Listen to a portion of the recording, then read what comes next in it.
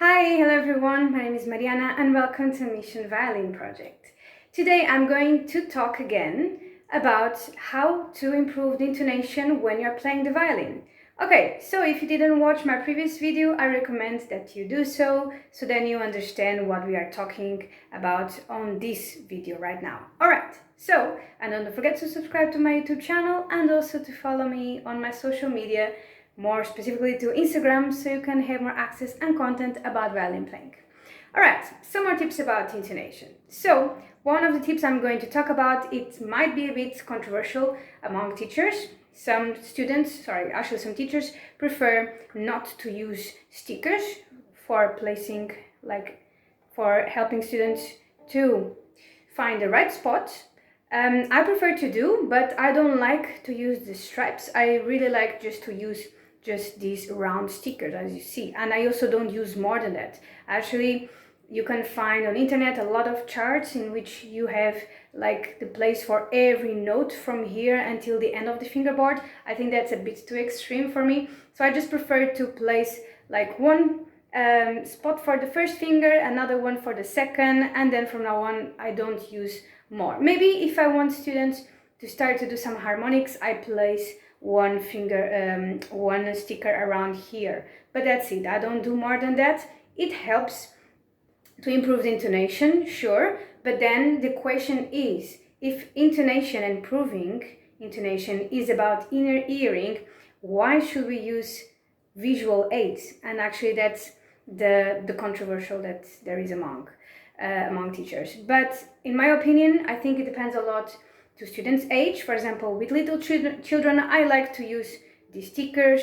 Maybe for adults, I don't think they are so useful. So maybe I just place if they ask me, but then I think they are already developed enough for them to understand when the note is in tune or not. Okay, the other tip that I'm going to talk about is also about comparing again. So another controversial topic is to use the apps for tuning the violin also when playing. For example, I will play a second finger, for example on the D, on the D string, and then my app is going to tell me if the note is tuned or not. Actually, I don't think this is actually a good way, because you're not developing your sense of inner hearing. Okay, so basically you're just supporting the decision of the app, telling you if it's right or wrong, and I don't think that's a good approach. So maybe you can use an app, for example, that tells you, let's just use here, actually it's the Soundcorset app that I also talked on the previous video, and then I'm going to choose, okay, I want to improve the intonation on my E. For example, first finger on the D string. So according to the app, now I'm a bit too high. So you can use, for example, just find the note on that app that you want to practice and then work towards it, you know? So you're listening to the note, and then, for example, now I'm doing on purpose, then I try to move the finger until I find the right spot, you know?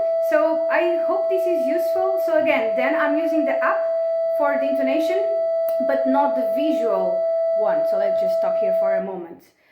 So if you understood, I'm not using it to tell me if it's right or wrong, but then to develop the inner hearing. So basically, then you can place and choose a note there, maybe a note that you're having trouble with, maybe it's a new finger that, or a new position that you're having trouble with, and then you don't know if that note is fine. Then just place there on that app the note that you want, and then you will start to, and then move your finger to slide. I'm really exaggerating for the purposes of this video. I will place again, so then you, one last time.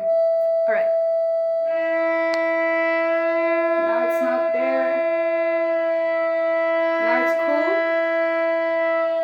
Not there yet. Yeah, basically that's it. I think actually this maybe might be the best approach if you want to use apps for to help you to improve the intonation on the violin. But basically that's it. Those are the tips that I have for today. I hope you enjoyed. If you have any question, just write them below, and also let me know which tip did you find more helpful. And I will see you in a future video. Bye!